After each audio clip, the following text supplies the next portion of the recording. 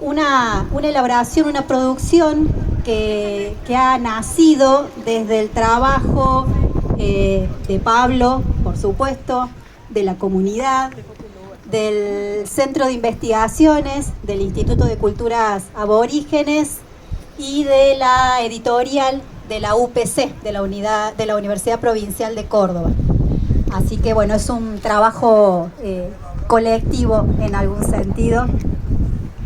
Y esta presentación del libro, esta actividad tiene también, o fundamentalmente, la finalidad de visibilizar el conflicto que está atravesando la comunidad indígena de Cosquín, Las Tunas, con respecto al trazado de la autovía de Punilla, que bueno, para llegar aquí hemos presenciado con propios ojos lo que está sucediendo con esa obra, entre comillas.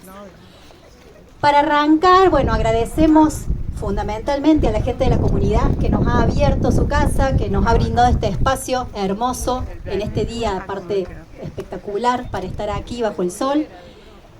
Agradecemos a la comunidad de Las Tunas el recibimiento y voy a presentar, bueno, a mis compañeros que están aquí. Por un lado, José María Bonpadre, que va a comentar la obra, antropólogo, docente de la Universidad Nacional de Córdoba, del Instituto de Culturas Aborígenes. Vamos también a presentar a Pablo Reina, que está aquí también al lado y es el autor de la obra, de la comunidad Timoteo Reina, Pueblo Camiare, también del Centro de Investigaciones del Instituto de Culturas Aborígenes, docente del ICA. Luego de esta primera presentación, sus palabras y contándonos un poco su lucha. Jesús Díaz, Norma Aguilar Ferreira, Emma Ballarino Bustos y Gustavo Puello Bustos. Todos y todas comuneros y comuneras de la comunidad indígena de Cosquín, Las Tunas. Bueno, antes de arrancar, me decía Pablo recién, tenemos aquí una hermosa impresión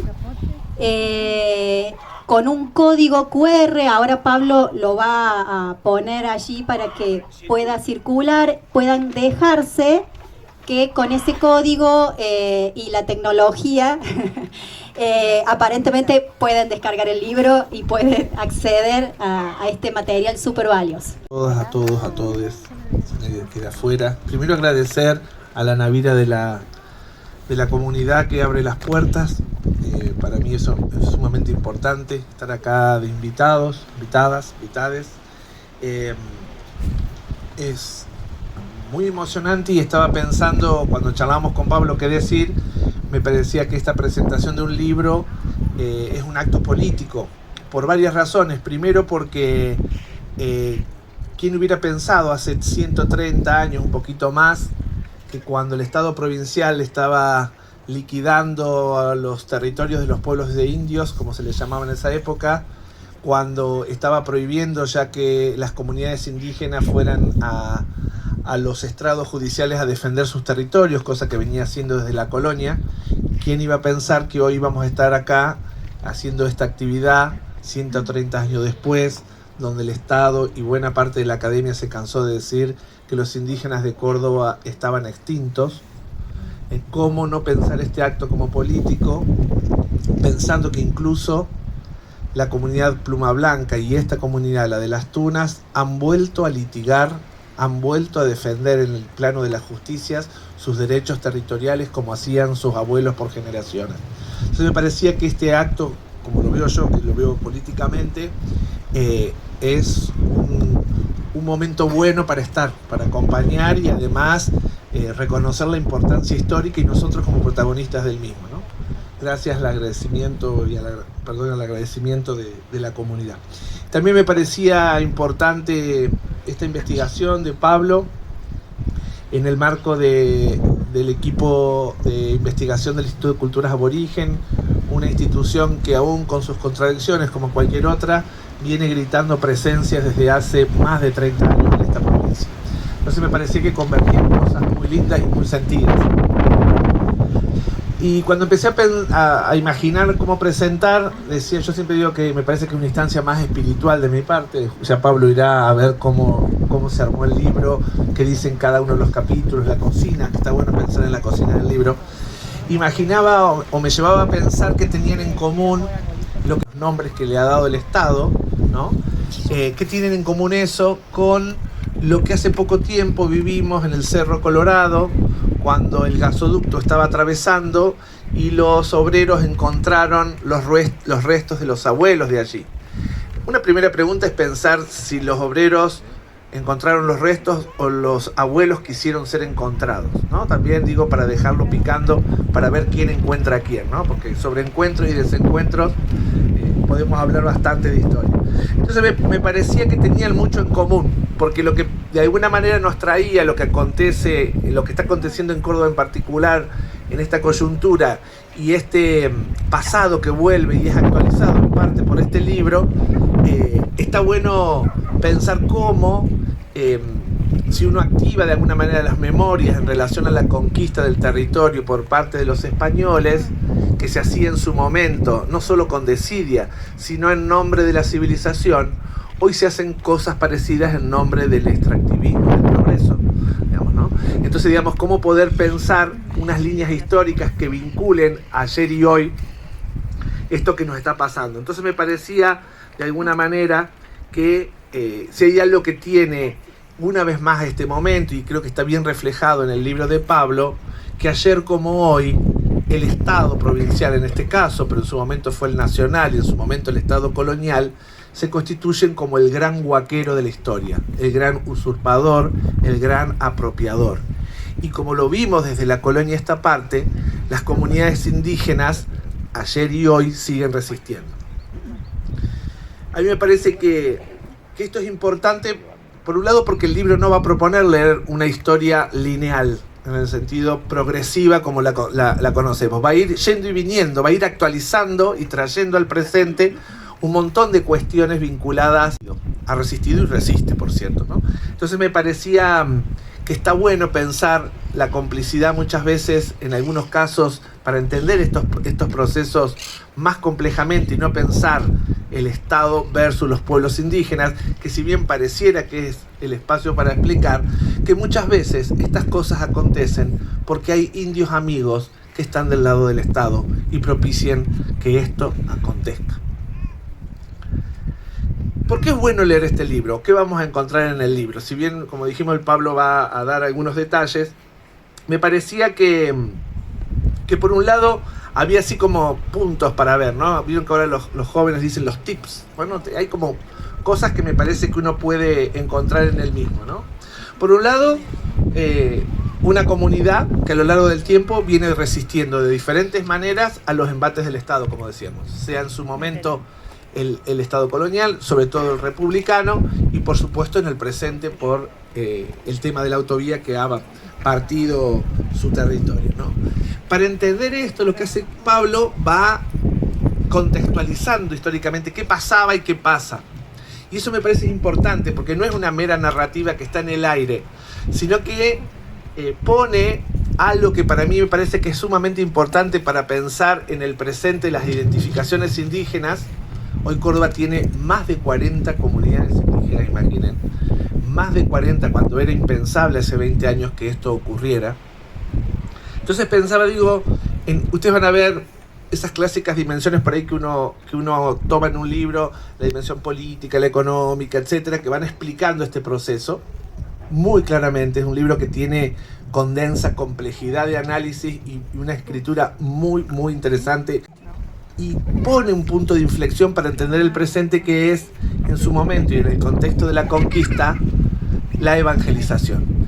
Y ahí la evangelización no solo se entiende con la actividad misionera de predicar el evangelio católico cristiano de la época, sino se entiende por un lado con la apropiación de los cuerpos para meter esa idea culposa del pecado por un lado, pero también y por sobre todo algo que es abominable: la imposición de nombres hispanos borrando o intentando borrar la huella originaria, la huella indígena de esos habitantes de la sierra. Eso pasó en toda América, pero bueno, eso en el libro está muy bien representado y me parece que es un hecho no nodal.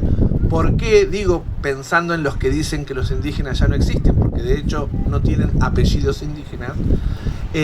¿Por qué los indígenas de Córdoba, la gran mayoría, no tienen los apellidos indígenas? Bueno, buena parte de la explicación, si bien se encuentra en este apartado, en el libro, en especial para esta comunidad, la podemos ver para otras comunidades. Otra cosa que me parecía interesante, que de alguna manera que ayer y hoy aparece muy claramente la dimensión de la mercantilización de lo indígena, ¿no? La mercantilización de lo indígena en el sentido de que todo puede ser comprado y vendido, pero no solo los territorios, ¿no? Sino también las personas, los objetos, los saberes. Entonces ese va a ser otro hilo que ustedes cuando lo lean van a poder reconocer. Seguramente ahora Pablo va a referir, pero digamos, la idea es armar algunos tips, como les decía, ¿no? A veces, ya sea por parte del Estado, de la academia, de quienes producen y cuentan historias, de decir que nos vamos quedando sin indígenas, sin originarios, para hacerlos devenir, por ejemplo, argentinos, para hacerlos devenir, por ejemplo, cordobeses. Esas estrategias de desmarcación, de invisibilización, de borramiento, aparecen con mucha claridad, porque es una estrategia justamente para decir, estos no son indígenas y por lo tanto no pueden reclamar lo que dicen reclamar, porque es el primer argumento de deslegitimación. Cuando uno ve los documentos del siglo XIX en caso de Córdoba, desde incluso iniciado el proceso revolucionario de Mayo, aparece muy claramente por parte del Estado esta idea de que en Córdoba no hay indios. Indio es la categoría de la época, no hay indios. Y además dice, estos que son indios, o dicen serlo, no lo son. O sea, y ahora aparece el Estado como autoridad negando una identificación, ¿no?, que era el motor de la lucha de ese pueblo, de esos pueblos. Entonces me parece que es importante cómo eso se refracta en el presente, porque a partir de esta lectura en particular uno puede pensar por qué la legislatura de Mendoza terminó diciendo que los mapuches no solo no son originarios de esa provincia, sino que además no son preexistentes al Estado argentino. Son operaciones de desmarcación, son operaciones que además crean sentidos y subjetividades en la ciudadanía, en nosotros, y expresar su continuidad histórica en el territorio. Entonces ese problema de las historias nacionales, ¿no?, imponiendo una vez más quiénes son los otros. Se me mueve el poncho. Y me parecía, se puede decir muchas cosas más, pero me parecía importante. En el libro hay, al inicio, pero también durante, hay una cita textual. Hay una cita textual que ahora la voy a leer, de un nahuam, que es Ancalam, que está al inicio del texto, que dialoga muy fértilmente con uno de los capítulos donde está trabajado el tema de la Mandinga, un territorio, no voy a decir barrio acá de Cosquín, donde al presente hay un montón de relatos. Allá está Prácedes, que me hace así, que fue una de las que trae parte de la historia que recupera Pablo maravillosamente. En todo caso después Prácedes a vivo también pueden con Pablo. Y a mí me parecía que traer ese relato al inicio pone en discusión varias cosas. Una primera hace alusión al nombre del libro, Entre Renaceres. Hay un libro anterior de Pablo que es Crónica de un Renacer Anunciado. La palabra renacer, ¿no?, esto de volver a nacer, pero no volver a nacer desde la nada. Y a mí me parecía que esto tiene que ver con una concepción y una forma de ser y estar en el mundo muy distinta a la que habitualmente conocemos y es producida por la ciencia, lo que llamamos habitualmente la modernidad. El Nahuán Ancalán dice: aquel que profane las sepulturas de Cami Cosquín, Tinimpalas, Olaen, Toaen y demás poblados del valle, no tendrá descanso, ¿no? Fíjense esto, que para algunos puede ser una maldición. Tal vez a muchos de nosotros nos suena, esto es una maldición que le echan, ¿no? Esa forma que entendemos de maldición tiene que ver muchas veces con el sentido común, y uno dice, ojalá les caiga a alguno esta maldición. No obstante, cuando uno mapea, uno va mucho más allá de eso. Y una maldición, de alguna manera, es una expresión cotidiana nuestra que tiene que ver con una forma particular, diría, a riesgo de esencializar, occidental del mundo. A mí me parece más que es más productiva verla como una profecía. Lo que dice acá en la continuidad histórica, a los que hagan desidia sobre los pueblos indígenas, no solo acá incluso, sino también me parece que es la que pone en acto algo que es el renacer. Y el renacer es una afirmación profética más allá de lo que habitualmente la ciencia considera como hechos. La ciencia considera como hecho verídico, como hecho concreto, aquello que se puede justamente verificar, lo que acontece. Bueno, esto es una antesala. Esto viene primero con la fuerza de decir, esto va a acontecer. Y esto está aconteciendo. Esta, como otras comunidades en Córdoba, están renaciendo. Entonces me parecía que esta afirmación anticipada provoca una ruptura con nuestro pensamiento cotidiano. No la veo como maldición, la veo como una profecía. Y pareciera que esta forma que estas comunidades están resistiendo en Córdoba vinieron para quedarse. Y a mí me parece que eso es para festejar. ¿Por qué? Porque eso ha sido anunciado. Han sido anunciados en este caso por un nahuán que es Ancalán, ¿no? Y con esto cierro, esta forma de leer, hay un autor de hace muchos años, pero que me gusta nombrar, lo que se llama Walter Benjamin, que dice la importancia de leer la historia a contrapelo, ¿no? Leerla a contrapelo es salirse de las historias oficiales para ver qué dicen los que no están. Benjamin, al decir esto, me parece que está de alguna manera también habilitando esta idea de renacer, esta idea profética de renacer. Y me parecía que para cerrar esto estaba bueno convidarnos las palabras de Rodolfo Kusch, que las trae de alguna manera de su trabajo en el mundo andino, que lo que habla es de esta idea de libertad, no de este trucho libertario, no de la idea de libertad para los pueblos indígenas en general y particularmente para los pueblos andinos, que me parece que está dialogando con este acto que es político y con esta cuestión del renacer y de lo que a veces los antropólogos llamamos la reemergencia. Y Kusch dice, pensando en el mundo andino, ¿no? Como cuál es el problema de cómo filosofamos la libertad, dice él. No es el búho que levanta el vuelo al anochecer, porque ya ha visto todo lo que ocurre durante el día. Porque ya ha visto, ¿no? Ese es el pensamiento occidental. Ya ha visto y por lo tanto habla. No es el búho, ¿no?, que levanta el vuelo, ¿no?, al anochecer porque ya ha visto todo, sino que esconde también la sorpresa de la noche y la espera del amanecer. La libertad es programar el amanecer al cabo de la noche. Es plantearse la liberación que ocurrirá seguramente al día siguiente.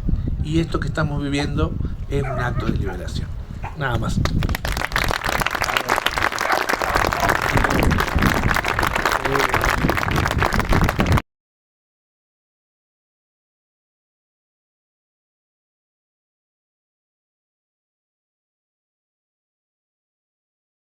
Que poder agradecer, y por eso me voy a tomar 2 minutitos para nombrar a alguna gente que hizo posible el libro. Primero, bueno, agradecer a Natividad y a Jesús por abrirle espacio, a Gustavo, a Emma, bueno, la gente de la comunidad, por brindarse de la manera que se brindaron.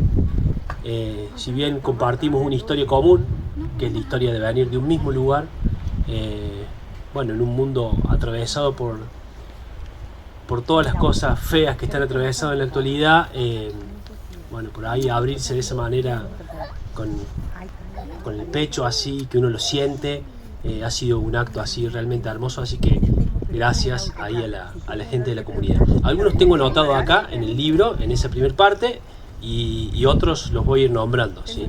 También. Bueno, Jesús, Díaz Familia, a Natividad Altamira, Gustavo Pollo Bustos, bueno, a las abogadas, a Rocío Loza Serra, a Cecilia Tello Roldán, a Eugenia Villalba, muchas gracias. Hay mucha gente que quizás nombre y que diga, ¿pero qué tengo que ver yo en esto? No, sí ha tenido mucho que ver, ha tenido mucho que ver. También quiero agradecerle a María Elsa Peroni, que no sé por dónde anda, pero me decía, no, yo no tengo nada que ver. No, sí tiene mucho que ver, María Elsa. A Pablito Alcalde, no sé si está, a mi cuñada Nati Pero, a mi hermano Leo Reina. Leo Reina es el que hizo el dibujito de la tapa, que anda por ahí el Leo. Ahí está. Levanta la mano, Leo. Recién me dijeron, el que tiene cara de indio, tu hermano, no vos. Bueno, ¿qué vas? A Leo Reina, bueno, a mi papá, a Carlos Reina, a Federico Robles, pero principalmente también ahí con mucho cariño a Federico Robles, que está allá al fondo, lo veo, por todo y ya sabe por qué. Bueno, a María José Schwarten Bresler de la biblioteca, a Praces, que anda por ahí dando vueltas, Jerónima, a Horacio Sarabia, a India Enem, a Emma Ballarino Bustos, bueno, a Lautaro y Jerónimo Ortiz, que no sé si habrán llegado, Lautaro y Jerónimo. Ah, ahí está, Lauti, ahí está. Bueno, buenísimo. Ellos vienen de los Ortiz de acá. Así que se están reencontrando acá con el territorio. Ellos viven en Córdoba ahora. Que ellos han podido también brindar testimonio con respecto a bueno, ciertas ancestralidades. Bueno, Laura Misatich, que no ha podido estar. A la Tati, que está acá al lado mío. A Adriana Glesser, por supuesto, también. A Mariela Edelstein y a todo el grupo del Centro de Investigaciones del Instituto de Culturas Aborígenes. A mí me parece que está buenísimo agradecer, en estos tiempos agradecer. Y también al Fede Ambrollo, a la Marina Figueroa, ahí que organizaron el colectivo, buenísimo. Tutela, la que abre el último capítulo. El último capítulo se llama El esperanzador florecer de Tunún. Tunún es el nombre de estas tierras, el nombre en Camiare. Y la frase de Atahualpa, ¿sí?, que abre ese último capítulo, habla de lo siguiente. Dice: la esperanza anda en el aire como una copla. La esperanza vuela por las mañanas, se hace poncho en el hombre y travesura en los changos, y se hace retoño en el duraznito de la loma, y retosa largamente cuando van las ovejas, camino de la represa. Todo aquello que tiene el tono pardo del abandono y del olvido, hace de la esperanza la suprema dicha. Atahualpa Yupanqui. Y me parece que estaba bueno arrancar por ahí, porque en estos tiempos de desesperanza, en la que yo creo que cada uno de nosotros y de nosotras siente la crisis que estamos viviendo, que no es una crisis ni política, ni económica, ni ambiental, es una crisis civilizatoria, es una crisis, una forma de entender el mundo, una forma de evitar el mundo. Creo que el estar reunidos acá nos hace ver de que la esperanza anda en el aire, como dice Atahualpa, ¿no? Y yo estoy convencido que está ahora en nuestros pechos, que anda entre los pies nuestros, que se mete en nuestros ojos, que nos motoriza las acciones que hacemos. Así que quería arrancar por ahí diciendo eso, que no está todo perdido, para nada está todo perdido. Y me parece que bueno, es cuestión de encontrarse y entender, bueno, que si uno mira el pasado, identidades, hacia dónde vamos. Así que bueno, arrancar por ahí, sí, primero. Bueno, por otro lado, contar cómo ha surgido un poquito el libro. En el año 2021, el 17 de septiembre de 2021, se realizó la primera caminata de los pueblos indígenas de Córdoba. Más de 30 comunidades caminamos en Córdoba denunciando varios atropellos, entre ellos el de la autovía de Punilla. Y ahí conocí a Jesús Díaz y en una charla, yo no sé si se acordará Jesús, pero una charla que tuvimos dijimos, che, estaría bueno escribir la historia de Cosquín. Y bueno, como que quedó ahí en el aire. Y después, el año pasado, acompañando, uno vive lejos, pero acompañando por ahí más espiritualmente que corporalmente a la comunidad. Recuerdo ahí la instancia que tuvimos a fin de año en tribunales, cuando se pidió una audiencia pública para ver si el juez podía recibir a los comuneros para que les puedan explicar, ¿sí?, toda esta dimensión histórica. Recuerdo que ahí quedó también esa idea planteada, quedó conformado sobre todo un nosotros, ahí un nosotras colectivo en el que había gente de la Universidad Nacional de Córdoba, gente del ICA, gente de otras comunidades, obviamente la gente de la comunidad de las Tunas, aquellos que por ahí escribíamos, Laura Villatí también ahí estaba escribiendo sobre las Tunas, y como que flotaba en el aire, yo sentía que flotaba en el aire la necesidad de poder contarle a la justicia un poquito, ¿sí?, acerca de la historia de la historia indígena de Cosquín, ¿sí? Y es por eso que el libro también tiene esto. A ver, el subtítulo es una aproximación a la historia indígena de Cosquín, y ahí digo, no es falsa humildad, pero es una aproximación a la historia indígena de Cosquín, porque en el proceso el libro tenía que salir rápido para acompañar, por estas cuestiones políticas que hacía José María, para acompañar a la comunidad, el motor para poder seguir después contando otras cosas que, bueno, que por ahí no han tenido la suerte de quedar en este momento, o que faltan investigar. Digo, por ejemplo, la actuación de la comunidad indígena del Cosquín durante las primeras décadas del siglo XX, a mí me parece que es fundamental poder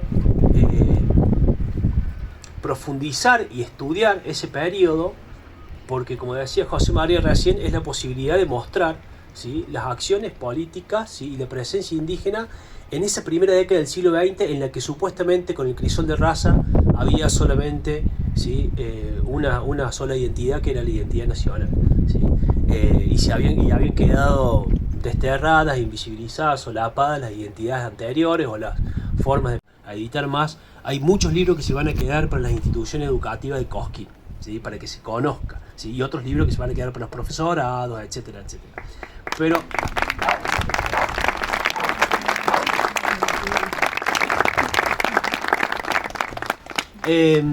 Pero una cuestión importante, entonces, un primer objetivo es ese: visibilizar la continuidad de las familias, ¿sí? Y eso, bueno, se pudo hacer fácilmente, porque si uno se pone a indagar las actas de bautismo, de matrimonio, los censos, los trabajos de otros y otras historiadoras, yo siempre me refugio mucho en el serio trabajo que ha hecho Sonia Tell y Isabel Castro Lañeta de la Universidad Nacional de Córdoba, en los propios trabajos del Centro de Investigaciones del ICA. Si uno puede ahí encontrar también referencias bibliográficas con respecto a Cosquín, y cuando uno empieza a articular puede, ¿sí?, ver esa línea temporal y esa continuidad de las familias en el tiempo, incluso hasta el presente. Entonces, uno de los primeros objetivos es eso: la gente está acá desde antes incluso de la conquista.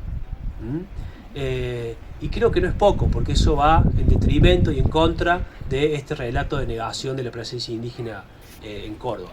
Otro de los objetivos, y quizás es el más importante del libro, tiene que ver con cómo se fueron generando derechos sobre el territorio. A ver, hay derechos que son ancestrales sobre el territorio. O sea, si quienes venimos de familias indígenas, tenemos derechos que son ancestrales sobre el territorio, ¿sí? Tenemos también un gran problema, que es estos traslados forzosos de población nos han hecho desacreenciarnos del lugar a donde estaban. En el caso, por ejemplo, de mi familia, nosotros venimos de la zona de San Marcos Sierra. Yo ahí demostró por lo menos en 300 años la presencia de mi familia, pero hoy vivimos en Cosquín, en Villa Cerro Azul, ¿sí?, en otros lugares, y me parece que es importante poder entonces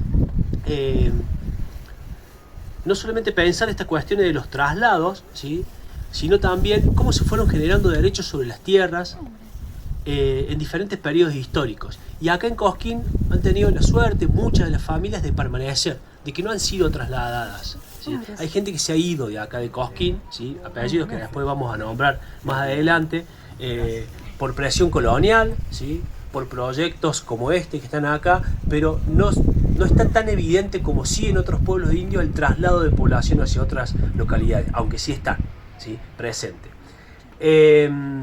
Amén de eso, digo, cómo se fueron generando derechos sobre el territorio, que hay derechos que son ancestrales, ¿sí?, pero hay derechos también que se fueron generando durante la colonia. Yo cuando hice el secundario tenía la idea siguiente, y creo que es parte del sentido común, de que los españoles vinieron, mataron a todos los indios y se terminó. Y a mí me parece muy importante poder situarnos teniendo en cuenta este dato, en 1817, cuando Simón Quinteros, ¿sí?, un curaca que había estado muy discutido, porque Simón Quintero, los comuneros y las comuneras indígenas acá decían: sí, este es nuestro curaca ahora, pero cuando se empieza a mandar algunas prácticas que la gente no estaba de acuerdo de la comunidad, lo empiezan a desconocer. De 1810, 1811, Pero fíjense que estas cuestiones internas dentro de la comunidad quedan inmediatamente desdibujadas cuando, después de la independencia y después del triunfo de esta otra línea que pensaba construir un país sin indios, la comunidad indígena se alinea detrás del curaca Simón Quintero, ¿sí? Y ahí deciden comprar sus propias tierras, a la orden de los belermos, a la orden de los padres betlemitas. No es solamente que los indígenas se pusieron de acuerdo para comprar sus propias tierras, hay que ponerle este marco histórico para poder comprender y entender la inteligente y atenta lectura política que estaban haciendo de la coyuntura los comuneros y las comuneras en ese momento. Hablo de los Montserrat, de los Bustos, de los Ortiz, de los Tapia, son una cantidad de apellidos abrumadora que yo acá me encargo de nombrarlos a todos, de los Salvia. Esa gente, en común acuerdo, por más que venía con algunas fricciones dentro de la comunidad, dicen, no, che, es momento de comprar nuestras propias tierras. Ese acto político es muy importante, porque ahí también se generan derechos sobre el territorio, pero ya no son derechos sobre la tierra de una época colonial, sino que son derechos sobre el territorio que se generan cuando se está construyendo el Estado que prontamente se va a llamar Argentina. ¿Sí?